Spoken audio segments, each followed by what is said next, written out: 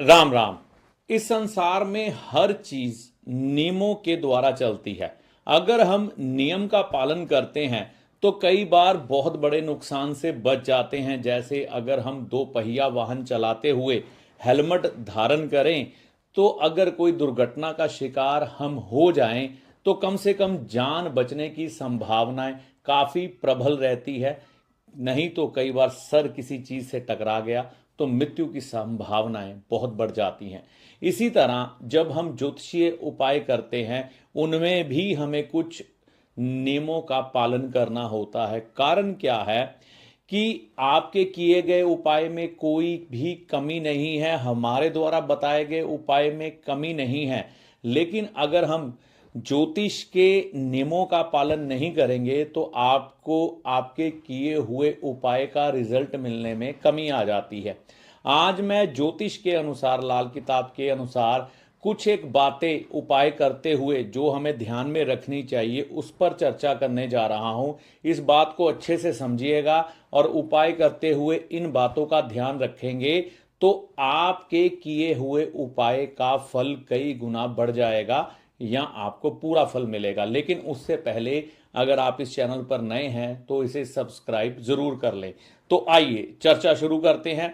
सबसे पहले लाल किताब का नियम है, जब भी हम कोई उपाय करें तो देसी तिथियों का ध्यान रखना है। देसी तिथियां आपको कहां पर मिलेगी?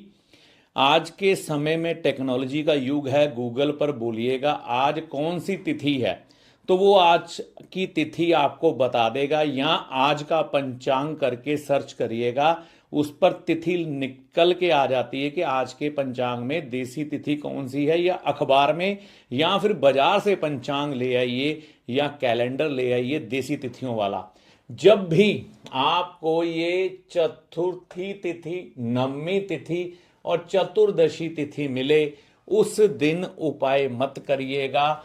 चतुर्थी तिथि, नवमी तिथि और चतुर्दशी तिथि को किए गए किसी भी उपाय का फल नहीं मिलता है। इस दिन किया गया उपाय निष्फल हो जाता है। ये लाल किताब का बहुत बड़ा रूल है, इसको याद रखना है। विधि मैंने बता दी, कहां से तिथि खोजनी है। जब काले बादल छाए हों आसमान में उस दिन उपाय ना करें।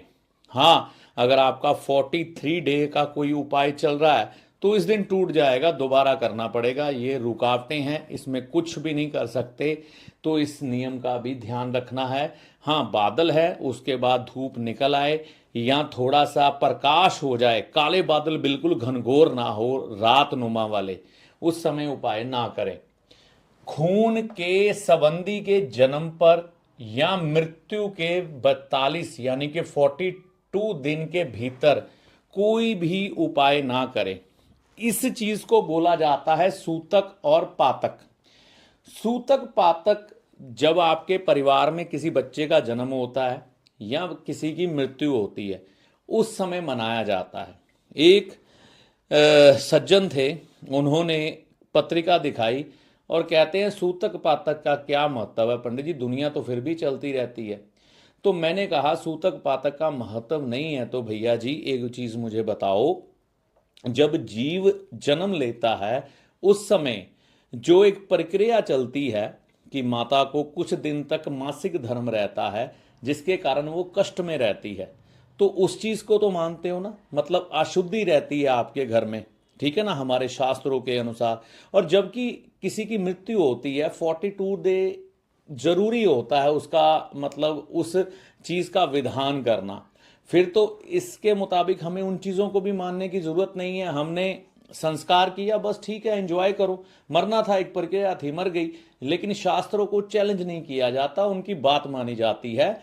एक प्रभाव होता है राहु ग्रह का 42 डे का, जब इंसान मरता है और जब जन्म लेता है तो मंगल बुध का प्रभाव होता है, ठीक है ना। तो इन चीजों को मान के चलना होता है कि खून के संबंधी के जन्म या मृत्यु के 42 दिन अंदर आपके घर में सूतक पातक लगा होता है। इस समय उपाय नहीं किया जाता, उपाय का असर ही नहीं आता, जो मर्जी कर लो। तामसिक भोजन खाकर उपाय ना करें, नॉनवेज खाकर, शराब पीकर, अंडा खाकर और ऐसी चीज़ों का सेवन करके जो कि तामसिक श्रेणी में आती हैं उपाय करने जाएंगे तो इसका फल नहीं मिलता। खास तौर पर नॉनवेज, अंडा, शराब इसमें आता है।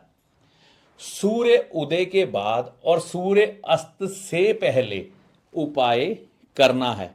अंधेरे में उपाय नहीं करना। अंधेरे में उपाय कुछ विशेष होते हैं, वही बताए जाते हैं। जनरली जब किसी को बताया जाए तभी करे, नहीं तो सूर्य उदय के बाद और सूर्य अस्त होने से पहले ही उपाय करना है। राहु काल में उपाय ना करें। राहु काल जैसे तिथि हमने निकालनी है ना, इसी तरह से गूगल में बोलेंगे, आप गूगल खोल के आज का राहु काल कितने बजे से कितने बजे तक है, तो गूगल एक डिटेल निकाल देगा। उसमें जो समय दिया होगा वो राहु काल का है। उस समय में उपाय ना करें। दक्षिण भारत में तो इस चीज का बहुत ध्यान रखते हैं कि राहु काल में कोई भी काम किया गया पूरा नहीं होता। माता पिता, दादा दादी का दिल दुखा कर उपाय ना करें। कई लोग उपाय करने जाते हैं चिड़चिड़ेपन में, कई लोग उपाय करने जाते हैं माता पिता के दबाव बनाने पर या माता पिता के बार बार कहने पर, क्योंकि माता पिता कई बार आपका अच्छा सोचते हैं लेकिन आपको नहीं समझ आती, तो माता पिता या दादा दादी को बुरा भला कह के जाते हैं उपाय करने, ठीक है ना। तो ऐसे किए गए उपाय का असर भी नहीं आता। और दूसरी बात, विशेष परिस्थितियां बने ना, अगर बच्चा उपाय ना करना चाहे तो माता पिता या खून के संबंधी उस बच्चे का उपाय खुद कर सकते हैं। इन बातों का ध्यान रखकर अगर आप उपाय करते हैं तो आपके किए गए उपाय का फल कई गुना बढ़ जाता है। इस चीज का ध्यान रखें। इन बातों का लाभ माता रानी की कृपा से आपको होगा। जय माता दी।